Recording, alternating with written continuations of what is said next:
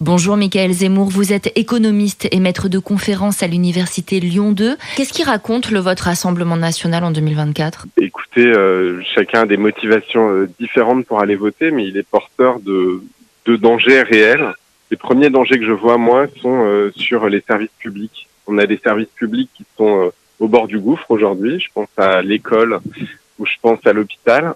Et je dis qu'ils sont au bord du gouffre principalement parce qu'ils n'arrivent plus à recruter. Les concours de l'enseignement ou les postes ouverts dans les hôpitaux de soignants ne sont plus pourvus. Et donc, la seule solution face à ça, c'est de réinvestir, de requalifier le travail, de le reconnaître davantage. Et le programme du Rassemblement national, il prend le contre-pied de ça. Il vise notamment à continuer à vider les caisses publiques. Et donc, il risque de poursuivre la crise déjà engagée de ce côté-là. Quelles sont les différences fondamentales entre les programmes économiques de la gauche et du Rassemblement national ? Il y a deux choses. La première chose, c'est que le programme de la gauche, il est clair et il est documenté. Il consiste en une réorientation de la politique économique qu'on a connue au cours des dernières années pour d'abord remettre en cause un certain nombre de réformes, la réforme des retraites d'une part, la réforme de l'assurance chômage, mais aussi partir des besoins et les financer. Les besoins, j'en parlais, ce sont par exemple les services publics, l'école, l'hôpital, et les financements sont clairs. Il s'agit de remettre en cause certaines baisses d'impôts sur les entreprises, les grandes entreprises notamment, inefficaces, ou d'aller taxer les très hauts patrimoines, par exemple en rétablissant l'impôt sur la fortune. Quels seraient les dangers d'une potentielle majorité du Rassemblement national à l'Assemblée ?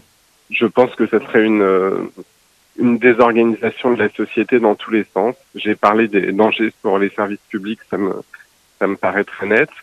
Je pense qu'il y aurait aussi un creusement des inégalités. Des collègues ont regardé les principales mesures économiques du Rassemblement national et ils montrent que leur projection creuserait les inégalités, à la fois en dégradant le niveau de vie des personnes modestes, des 50% de la population les plus modestes, aussi en améliorant le niveau de vie des 10% de la population les plus aisés. Et puis, on peut penser aussi au dysfonctionnement du quotidien. Alors je sais que les associations notamment, que ce soit le planning familial ou les associations caritatives du collectif Alerte, qui regroupe un très grand nombre d'associations d'aide aux plus démunis, s'inquiètent simplement de leur possibilité d'exister et de continuer leur fonction si le Rassemblement national prenait le pouvoir. Ces associations ont déjà eu des expériences très difficiles dans les collectivités locales tenues par le RN. Cet appel de report des voix du parti Ensemble au nouveau Front populaire, vous pensez qu'il est entendu ? Je pense que la question, on a des défis importants face à nous. On a des défis d'éducation, on a des défis économiques, des défis de pouvoir d'achat, des défis de transition écologique. Et la question, c'est comment on veut faire face à ces défis. Et très certainement, le Rassemblement national ne nous permet pas de faire face à ces défis.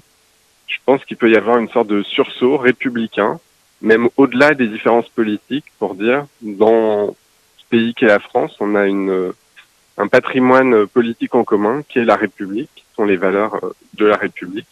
Et je pense qu'il peut y avoir effectivement un vote de rejet du Rassemblement national, un vote de barrage très très large, par-delà des clivages politiques. On a l'impression qu'on vote davantage pour un homme. On parle beaucoup du prochain Premier ministre, de potentiellement Jordan Bardella, Matignon. On a l'impression qu'on vote davantage pour un homme que pour un programme. Le Rassemblement national joue beaucoup de la communication. Il met en avant une figure. Il est très flou sur son programme, mais en réalité, son programme est structuré. Il est dangereux, à la fois dangereux pour la vie quotidienne, dangereux aussi pour l'économie. Il porte le repli sur lui-même, l'exclusion d'un certain nombre de travailleurs de leur emploi, tout simplement, ou des droits sociaux.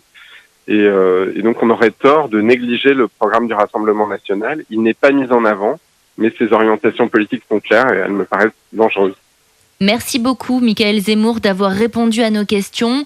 On le rappelle, vous êtes économiste et maître de conférences à l'université Lyon 2. Merci beaucoup.